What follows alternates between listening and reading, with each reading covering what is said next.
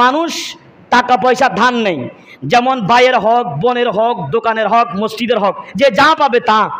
তবে আমার কাছ থেকে যদি টাকা পাই, ওই হিসাবটা যদি আমি না রাখি কেমন লাগে বলেন তো? হয়তো নতুন টিয়া পাই, হদুন মনে করেন 200 টিয়া, হয়তো আল্লাহ হয়তো না জানি। চিন্তা করেন, আমার কাছ থেকে টাকা পাই আমি জানি না।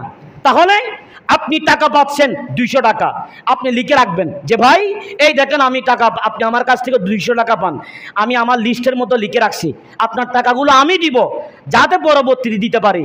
আর আমাদের অনেক অভ্যাস খারাপ, এগুলো বলতে গেলে মানুষ অনেকে আমাকে আরো খারাপ মনে করবে। খারাপ মনে করলে দরকার নাই। যে পাওনাদারের সামনে না যাওয়ার জন্য সে আরেক দোকান থেকে নগদ টাকা দিয়ে বাজার করে, আছে না নাই? আরো যারা বলেন আছে না নাই? ধরেন দুইটা মুদির দোকান, দুইটা দুই মাথায়, একজন আমার কাছ থেকে টাকা পাবে 2000 টাকা, ওই টাকাগুলো আমি যদি দেই সে আমাকে আরো বাকি দিবে কি দিবে না? এখন টাকা এগুলো দেওয়ার কারণে, টাকা এগুলোর জন্য তো আমার কাছ থেকে তো খুঁজবে, তখন সে কি করে আরেক রাস্তা দিয়ে যায়, আরেক দোকান থেকে নগদ টাকা দিয়ে বাজার আনে।